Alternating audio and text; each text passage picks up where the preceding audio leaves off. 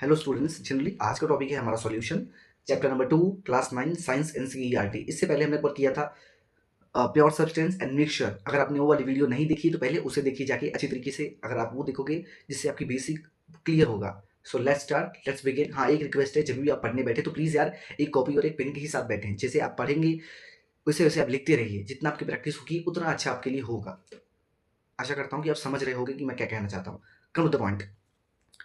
A solution is a homogeneous mixture of two or more substance. अब solution का मतलब क्या होता है? होमोजीनियस मिक्सचर होता है। किसका होता है? दो या दो से ज्यादा सब्सटेंस का। अब होमोजीनियस क्या था? It is consist of only single phase, same quantity में होना, दोनों की प्रॉपर्टीज सेम होना, उसी को कहते हैं होमोजीनियस। ठीक है। अब सॉल्यूट और सॉल्वेंट होता क्या है, इसे हम देखते हैं डेफिनेशन के रूप में। अब सॉल्यूट क्या होता है, सॉल्वेंट क्या होता है, अच्छी तरीके से देखते हैं हम। देखो, जब सॉल्यूट और सॉल्वेंट दोनों मिक्स होता है तो हमें सॉल्यूशन देता है। ठीक है। देन हम डेफिनेशन देखते हैं। The component of a solution that dissolve the other component in it, the component present in large amount, that is known as a solvent.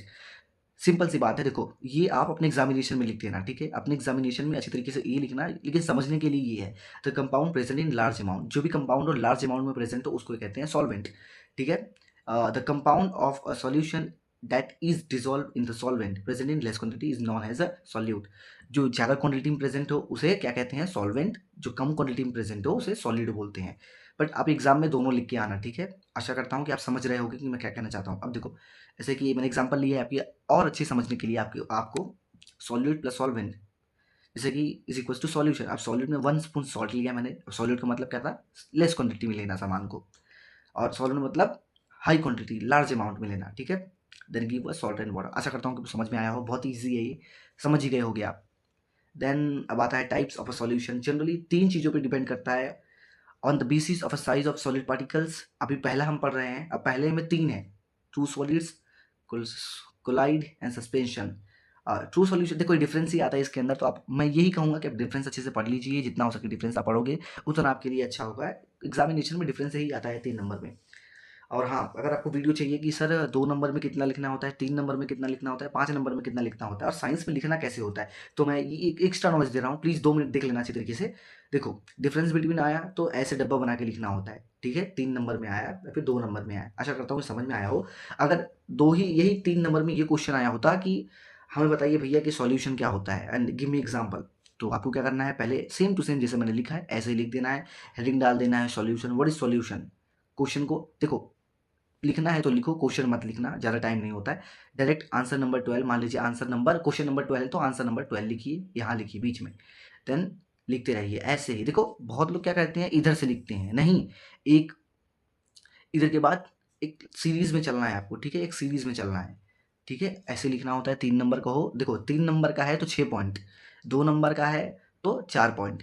ठीक है। अगेन बोल रहा हूँ, 2 नंबर का है तो 4 पॉइंट, 3 नंबर का है तो 6 या 7। ठीक है। एक बढ़ा के ही लिखना तो ज़्यादा अच्छा होगा आपके लिए। 2 नंबर का है तो पहले 4 नहीं 5 लिखना आप, एंड 3 नंबर का है तो 6 नहीं 7 लिखना। अगर 5 नंबर का क्वेश्चन है तो मिनिमम 12 से 13 पॉइंट अच्छी तरीके से लिख देना, आपको फुल मार्क्स मिलेंगे। क्योंकि ये जो चेकिंग होती है, क्लास टीचर करता है तो थोड़ा वो अटपटा सा रहता है, मार्क्स काट लेता है। तो कोई टेंशन नहीं है, जब आप क्लास 10th में जाओगे तो बहुत ही बेनिफिशियल होगा आपके लिए। कम टू द पॉइंट, माफ करना कि मैंने आपको थोड़ा समय ले लिया, बट ठीक है, आपके अच्छे के लिए ही था। True solution, colloid and suspension. It is homogeneous, homogeneous है ये। It is hydrogenous, it is heterogeneous. Heterogeneous मतलब, होमोजीनियस मतलब क्या होता है? आपने अगर पिछला वीडियो पढ़ा होगा तो आपको बहुत अच्छे से आता होगा। तो अगर आपने नहीं पढ़ा है तो पहले जाके उसे पढ़िए, जिससे आपका बेसिक क्लियर होगा। Size of solute particle is less than 1 nm और 10⁹ ठीक है। Size of solid particles is between 1 nm to 1000 nm। Size of solid particles is more than 10009 mm। Particles can not pass through a filter paper. अब जो भी particles होते हैं किसमें, true solid solution में, फिल्टर पेपर से पास नहीं होते हैं। फिल्टर पेपर क्या होता है? एक पेपर होता है फिल्टर जैसा, जैसे कि हमने एक टिश्यू पेपर नहीं होता वैसे एक फिल्टर पेपर होता है, बट ज़्यादा अच्छे से होता है वो। उसमें हम कुछ डालते हैं तो फिल्टर नहीं करता है। जो फिल्टर नहीं करता है ट्रू सॉल्यूशन, जो फिल्टर करता है वो क्या है? कोलाइड। सस्पेंशन क्या होता है? Particles can not be pass through a filter paper. इसमें भी पार्टिकल्स होते हैं फिल्टर पेपर के पास नहीं जाते हैं। ठीक है। बाहर नहीं जाते हैं। एंड इसके बाद आता है स्टेबल। इट्स स्टेबल, ये स्टेबल रहता है, बढ़िया रहता है ये वाला। अब कोलाइड क्या होता है? Stable and settle only on centrifugation, unstable and settle down on its own. आशा करता हूँ कि आपको ये समझ में आया हो। देखो, ये तीनों डिफरेंस ही पूछता है, तो इसे आप रट लीजिए, ज़्यादा अच्छा होगा। समझने का कोई मतलब नहीं है, इसे अच्छे से रट लीजिए बस। ऊपर के 1-2 ही लाइन थे जो समझने लायक थे, बाकी ये तो आपको लिखना होता है। आशा करता हूँ कि आपको समझ में आया होगा मैं क्या कहना चाहता हूँ। अब जैसे कि सॉल्यूशन है, इसका एग्जांपल है solution of sodium, sugar and water, milk and fog, muddy water, chalk and water. Muddy water मतलब होता है मिट्टी वाला पानी, ठीक है? मिट्टी वाला पानी, स्मोकिंग इन द एयर। ये सब एग्जांपल से अच्छे तरीके से लिख देना। अब मेन आता है, ये भी क्वेश्चंस आ सकता है आपके बोर्ड एग्जाम बोल रहा हूँ, आपके एग्जामिनेशन में भी या फिर छोटे-मोटे टेस्ट में भी आ सकता है। मुझे इंपॉर्टेंट लग रहा है, शायद आ सकता है। A colloidal solution is a heterogeneous mixture, its consist of 2 phases, 2 phases में रहता है। डि dispersed phase and dispersion medium, ठीक है? डिस्पर्ड क्या होता है एंड डिस्पर्जन, डिस्पर्जन क्या होता है हम देखते हैं अच्छी तरीके से। देखो, component present in small proportion, proportion, small proportion में प्रेजेंट अगर कोई भी चीज़ हुई तो उसे हम क्या बोलेंगे? Dispersed phase. Component present in large proportion, तो हम क्या कहेंगे? Dispersion medium. अब प्रपोर्शन क्या होता है आपको मैं बताता हूँ। मान लीजिए कोई भी कंपोनेंट है, ठीक है, ठीक है, छोटे अमाउंट में, जैसे कि मान लीजिए मेरे पास 1 किलो 1 लीटर पानी है, तो आधा चम्मच या फिर आधे का भी आधा नमक है, तो उसे हम बोलेंगे डिस्पर्स्ड फेज। अब डिस्पर्जन मीडियम क्या होता है? Component present in large proportion में प्रेजेंट होना, उसी को क्या कहते हैं? Dispersion medium. आशा करता हूँ कि आपको समझ में आया हो। ये भी थोड़ा पढ़ लेना, टिंडल इफेक्ट किसे कहते हैं? The particles of a colloid are large enough to scatter a beam of light passing through it and make its path visible, thus they show a Tyndall effect. अब टिंडल इफेक्ट का मतलब example के through हम समझते हैं। जैसे कि अब मान लीजिए आपका घर पूरा अंधेरे में है और आपकी खिड़की में से, मान लीजिए आपकी एक खिड़की है, ठीक है, उसमें छोटा सा होल हो जहाँ पे हमेशा सनलाइट आती हो। आपने सब कुछ बंद कर दिया है, छोटा सा होल किया है, तो जो सनलाइट होगी अंदर आएगी। जब सनलाइट अंदर आएगी तो आप देखोगे कुछ कुछ जो पार्टिकल्स होंगे मूव होंगे। प्लीज़ इसे आप प्रैक्टिकली अपने घर पे करना तो ज़्यादा अच्छा होगा। तो आपने देखा होगा कि छोटे छोटे पार्टिकल्स मूव करते होंगे, तो उसे टिंडल इफेक्ट कहते हैं। इजी वे में समझने के लिए, the collided particles are moving at a random in a zigzag motion in all direction। अब जो कोलाइडल पार्टिकल्स होते हैं zigzag मोशन में होते हैं। zigzag मोशन का मतलब होता है ऐसे, ठीक है, कुछ इस टाइप की, zigzag zigzag, ठीक है। आशा करता हूँ कि आप समझ रहे होगे zigzag क्या होता है। zigzag मोशन में प्रेजेंट होते हैं, ठीक है। The type of zigzag motion of a colloidal particles is called Brownian movement. अब ये भी क्वेश्चन बन सकता है, ब्राउनिनियन मूवमेंट क्या होता है? तो आपको इस सबसे पहले क्या चीज़ें पढ़नी है? कोलाइडल क्या होता है, इसके ये दोनों पढ़ लेना। टिंडल इफेक्ट क्या होता है वो भी पढ़ लेना। इसमें आप सभी पढ़ लेना, ठीक है, डिफरेंस पढ़ लेना, इसमें सब कुछ पढ़ लेना। आशा करता हूँ कि आपको सब कुछ समझ में आया हो। प्लीज़ समझने की कोशिश करना, पहले लिखिए। अगर आपको समझ में नहीं आया तो स्क्रीनशॉट लीजिए, उसे आप पहले समझिए फिर लिखिए अपनी नोटबुक में। लिखते रहना, पढ़ते रहना, ठीक है? ऐसा नहीं खाली पढ़ लूँ लिखूँ ना, इससे आपको कुछ समझ में नहीं आएगा, मुझे पता है। देन आता है on the basis of amount of solute. अब सॉल्यूट क्या था? जो लेस क्वांटिटी में प्रेजेंट हो उसे सॉल्यूट कहते हैं, ठीक है। Unsaturated solution, a solution which has a lesser amount of solute that it's can dissolve at a given temperature is known as a unsaturated solution. अब ऐसा सॉल्यूशन जिसमें बहुत ही कम अमाउंट ऑफ सॉल्यूट प्रेजेंट हो जब हम उसे टेम्परेचर दें, ठीक है, और डिसॉल्व हो जाए। वापस बोलता हूँ एक बार वापस। मान लीजिए 1 चम्मच नमक है और 10 लीटर पानी है। उसे क्या किया हमने? डाल दिया और टेम्परेचर दे दिया, तापमान दे दिया, तो सिंपल सी बात है वो पिघल जाएगा जो नमक होगा। तो उसे कहते हैं अनसैचुरेटेड सॉल्यूशन। सैचुरेटेड सॉल्यूशन कहते हैं किसे कहते हैं?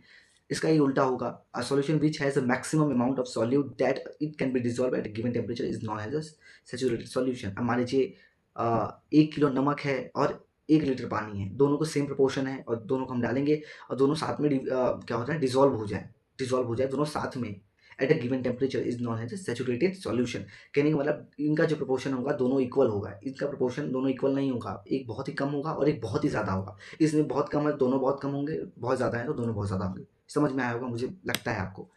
अब सुपर सैचुरेटेड सॉल्यूशन किसे कहते हैं? Solution which can dissolve amount of solute by increasing the temperature, saturated solution is known as a super saturated solution। अब कहने का अर्थ ये कि ऐसे सॉल्यूशन जब जितने भी अमाउंट ऑफ सॉल्यूट हो इंक्रीज हो जाए टेम्परेचर, सिंपल सी बात है, जो भी सॉल्यूट हमें मिला हो, हमें सॉल्यूट जो भी मिला हो, सॉल्यूट मतलब क्या होता है? एक लेस अमाउंट ऑफ कुछ भी। जैसे मान लीजिए 1 किलो नहीं, 1 चम्मच नमक और 20 किलो 12 लीटर पानी हमने उसे दिया। टेम्परेचर इंक्रीज करते गए, इंक्रीज करते गए, इंक्रीज करते गए, इंक्रीज करते करते एक वक्त ऐसा आएगा कि मतलब कि दोनों घुल जाएंगे। समझ रहे होगे मैं क्या कहना चाहता हूँ? ऐसी चीज़ें मान लीजिए कि सॉल्यूट जब भी हम सॉल्यूशन में डालें, हम उसे तापमान दें, वो पिघल जाए, उसे कहते हैं ये। एक और एग्जांपल देना चाहता हूँ, अगर समझ में नहीं आया तो फिर समझ में आएगा आपको। चीनी लीजिए, पानी डालिए, चीनी और पानी जैसे-जैसे हम देखते हैं, जब भी हम अपने घर पे गैस चालू करते हैं, चीनी और पानी स्टार्टिंग में जो चीनी होता है पानी के अंदर दिखता है। जैसे-जैसे टेम्परेचर टाइम टू टाइम जाता रहता है, गर्म होता रहता है, तो एक डिसॉल्व हो जाता है। आशा करता हूँ कि समझ में आया हो, उसी को कहते हैं सुपर सैचुरेटेड सॉल्यूशन। अब तीसरा इंपॉर्टेंट है, ये भी मोस्ट इंपॉर्टेंट है। सॉल्यूशन में जितना भी है सब इंपॉर्टेंट है। आशा करता हूँ कि आप अच्छी तरीके से पढ़ोगे। On the basis of nature of a solvent. अब सॉल्वेंट का नेचर कैसा होता है? अब सॉल्वेंट मतलब क्या था? लार्ज अमाउंट ऑफ क्वांटिटी, उसी लार्ज अमाउंट ऑफ क्वांटिटी पे नेचर पे डिपेंड करता है। तीसरा, अब aqueous solution, non aqueous solution. Aqueous solution का मतलब क्या होता है? A solution in which the solvent is water is known as aqueous solution. कहने का अर्थ ये, जो सॉल्वेंट होगा डिसॉल्व हो जाएगा पानी में डिसॉल्व हो जाएगा। अब सॉल्वेंट क्या था? सॉल्वेंट मतलब कि मान लीजिए यार, चीनी था, पानी था, दोनों डिसॉल्व हो गए। सॉल्ट एंड वाटर दोनों डिसॉल्व हो गए, मतलब सेम प्रोपोर्शन में दिख नहीं रहे हैं, कहने का अर्थ है। तो उसको कहते हैं एक्वियस सॉल्यूशन। और नॉन एक्वियस सॉल्यूशन किसे कहते हैं? The solution in which the solvent is other than water, either alcohol, acetone, non has a non aqueous solution. अब सिंपल सी बात है, देखो ये मुझे लगता है आपको नहीं समझ में आया होगा। एग्जांपल देना चाहूँगा, जैसे मिट्टी है और वाटर है, या फिर सैंड मतलब कि आप रेत ले लो, रेत और पानी डालो, कितना भी मिक्स कर लो, मिक्स होगा क्या? नहीं मिक्स होगा। तो इसको नॉन एक्वियस सॉल्यूशन। अब इसमें क्या होता है, इसमें खाली लिक्विड सॉल्यूशन बनता है। एक्वियस सॉल्यूशन मतलब पानी के साथ बनेगा, तो aqueous solution. But non aqueous solution का मतलब पानी भी बनेगा, सॉलिड भी बनेगा, गैस भी बनेगा। आशा करता हूँ कि आपको सब कुछ समझ में आया हो। एकदम ईजी वे है। इससे अच्छे नोट्स देखो मिल सकते हैं यूट्यूब पे, शायद मैंने तो नहीं देखा। अगर मिले तो बहुत ही अच्छी बात है। इसी से पढ़िए आप। कोई भी डाउट हो तो पढ़ते रहिए और कमेंट में बताते रहिए कि भैया मुझे ये डाउट हुआ, आपने ये अच्छे से नहीं पढ़ाया, आपने ये गलतियाँ की हैं। कोई बात नहीं, मैं इम्प्रूव करूँगा अपने हिसाब से कि हाँ, कहाँ सही है, कहाँ कहाँ क्या गलत है। आशा करता हूँ कि आपको समझ में आ रहा हो मैं क्या कहना चाहता हूँ आपको। देयरफॉर खत्म हो रहा है वीडियो आज का। इस टॉपिक पे बहुत ही अच्छे क्वेश्चंस आते हैं, बहुत ही इंपॉर्टेंट है। ठीक है, कोई भी डाउट हो प्लीज़ कमेंट सेक्शन में ज़रूर पूछना, लाइक करना, शेयर करना है, सब्सक्राइब करना। देखो सब्सक्राइब करना है यार, बहुत मेहनत करता हूँ। आशा करता हूँ कि मैं ये चाहता हूँ कि आपका कोई भी दिक्कत ना हो पढ़ने में, जितना हो सके मैं आपका हेल्प करूँ आपकी स्टडीज़ में, साइंस में। ठीक है, अपने फ्रेंड्स में शेयर कर देना, जो भी आपके अच्छे दोस्त हैं उन्हें शेयर करते रहना, उनके साथ में रहना। ठीक है, thank you so much everybody for your support. Thank you so much.